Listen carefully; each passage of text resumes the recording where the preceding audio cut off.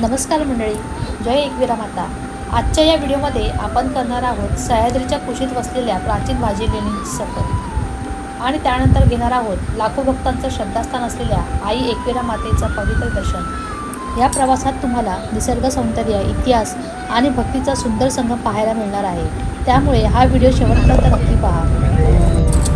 चला तर मग आपल्या आजच्या सुंदर प्रवासाला सुरुवात करूया।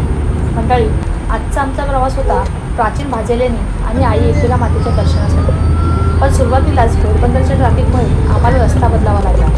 गुगल मॅप्सने मुंबई मार्गे नेलं आणि त्यानंतर आम्ही थोडेसे रस्ता चुकलो, पण त्याच निमित्ताने मुंबईचे सुंदर दर्शनही झालं। आजच्या प्रवासाची सुरुवात मिसिंग लिंक मार्गाने झाली। नवीन रस्त्यावरून प्रवास करताना वेळही वाचला आणि ड्राईव्हचाही छान अनुभव आला।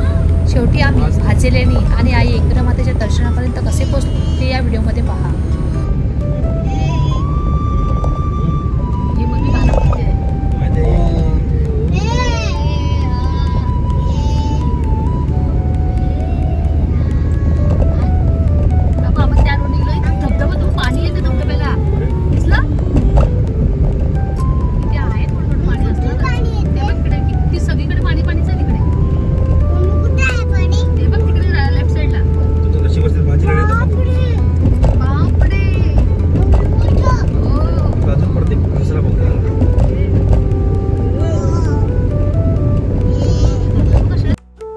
तर मंडळी, अखेर आम्ही पोहोचलो आहोत महाराष्ट्रातील अतिशय प्रसिद्ध आणि ऐतिहासिक अशा भाजी लेणी येथे। आई एकवीरा मातेच्या मंदिराच्या अगदी जवळ असलेली ही लेणी जवळपास 2000 वर्षापूर्वीची मानली जातात। इतिहास, निसर्ग आणि शांतता याचा सुंदर संगम इथे अनुभवायला मिळतो।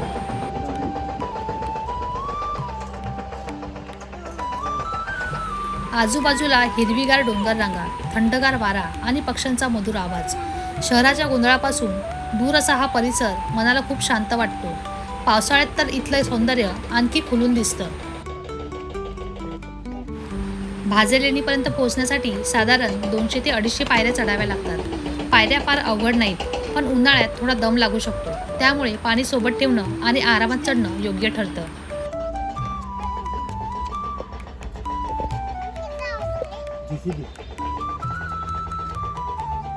जमतंय ना? Very good.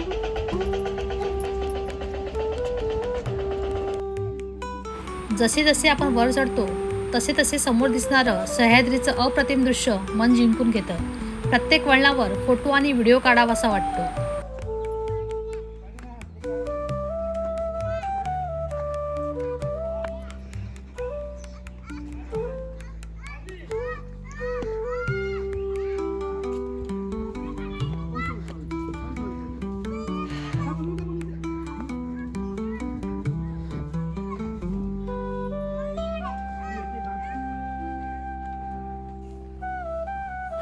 ही भाजी लेणी इसवी सन पूर्व 2ऱ्या शतकात बौद्ध भिक्षूंनी दगडात कोरली असल्याचं मानलं जातं।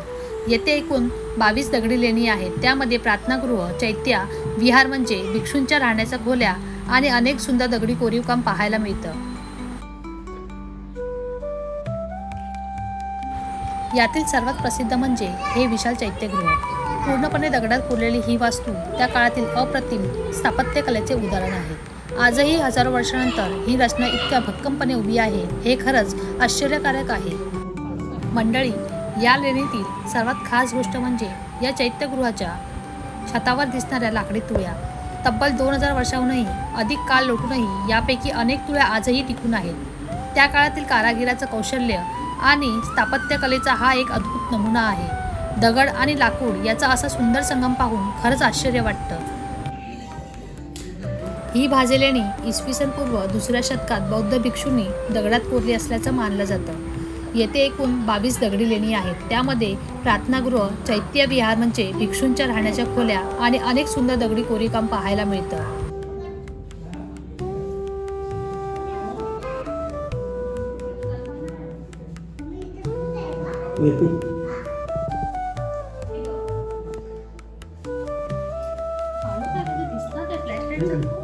रूम्स आहे।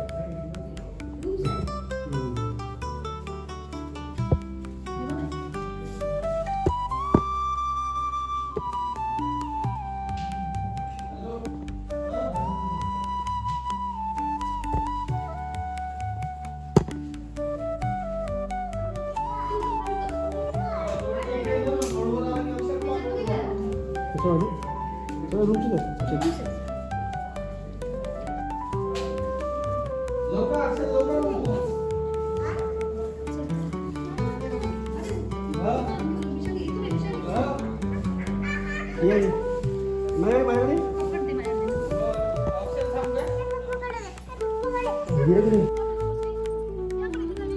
हा बघा, हा एक मस्त मस्त मस्त वाटणारा एक किल्ला आहे. किल्ल्यासारखं वाटतं बघा. जरा त्याची नॅरो नॅरो बघा, का वाईट आहे जरा बघा. पेक्षा चढून दाखव जरा. पायऱ्या यांच्या खूप खूप उंच आहेत. पाण्याचे टाकं, हो याच्यामध्ये पाण्याचे टाकं. मंडळी, भाजे लेणीतील आणखी एक खास गोष्ट म्हणजे इथे दगडात कोरलेल्या पाण्याच्या टाक्या पाहायला मिळतात.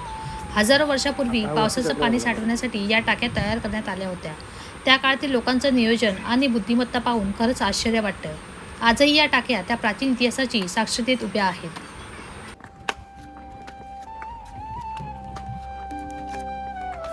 बंद आहे.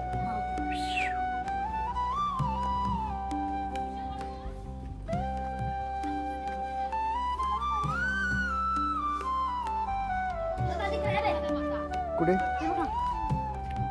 हां, कुर्ल्या, ब्लॅक कुर्ल्या. चल काय त्याचं हे नाही मिळत, नांगी एकच आहे. जा मारुडी, मारुडी बोल.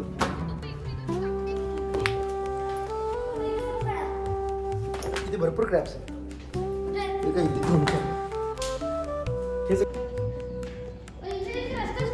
मंडळी, भाजे लेणी पाहताना आम्हाला आणखी एक खास गोष्ट पाहायला मिळाली. लेण्यांच्या परिसरात भगवान शंकराची ही पिंड आहे. अनेक भाविक लेणी पाहण्याबरोबरच या शिवपिंडीचीही दर्शन घेतात. या ऐतिहासिक ठिकाणी इतिहासासोबत अध्यात्माचाही सुंदर संगम अनुभवायला मिळतो. त्यामुळे इथे आल्यावर या पवित्र स्थळाचं दर्शन नक्की घ्यावं. इतिहास आणि निसर्ग यांचा असा सुंदर अनुभव घेतल्यानंतर आता आपण पुढे निघणार आहोत लाखो भक्तांचं श्रद्धास्थान असलेल्या आई एकविरा मातेच्या दर्शनासाठी. भाजे लेणीची सुंदर सफर पूर्ण करून खाली उतरत असताना थोडासा थकवा जाणवत होता. त्यामुळे आम्ही थंडगार लिंबू पाण्याचा आस्वाद घेतला. लिंबू पाणी पिल्यानंतर सगळाच थकवा क्षणात दूर झाला आणि पुन्हा प्रवासासाठी नवा उत्साह मिळाला.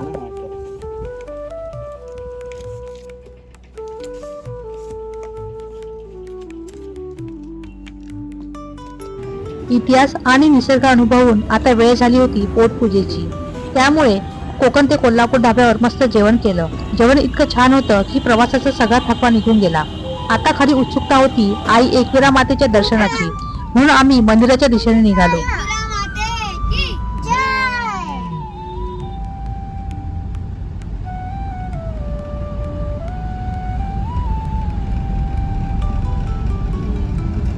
आईच्या नगरीत आपलं स्वागत आहे.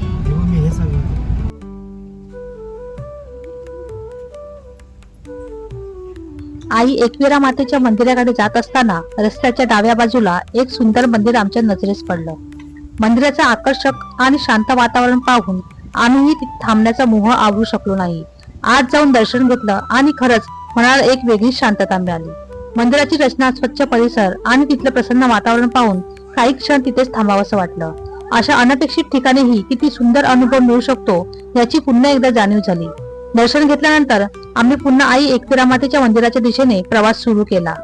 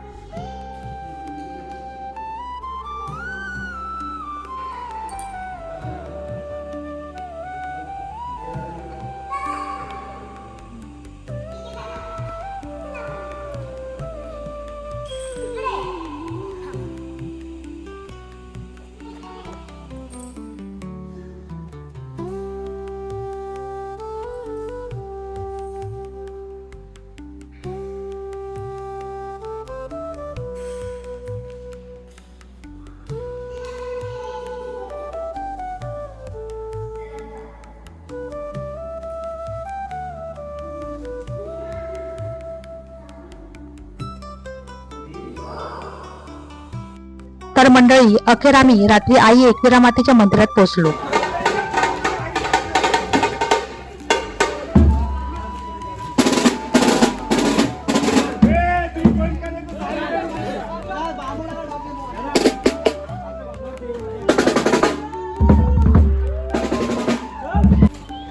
तू ब्लॉग नाही होत होता काय झालं तुझं ब्लॉगचं जमत नाही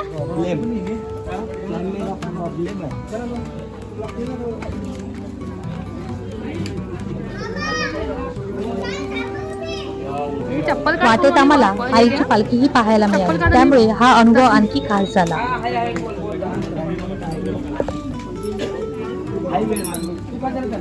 मग मग चप्पल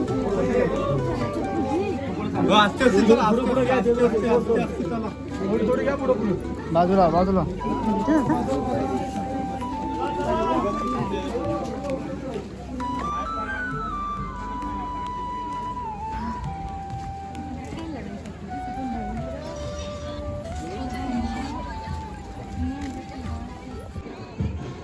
दर्शन झाल्यानंतर वरून दिसणारं कार्ला गाव रात्रीच्या प्रकाशात खूपच सुंदर दिसत होतं.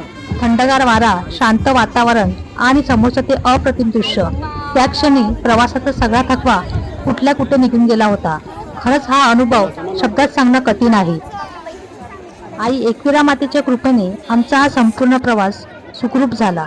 तुमच्याही आयुष्यात आईची कृपा अशीच कायम राहो हीच मनापासून प्रार्थना.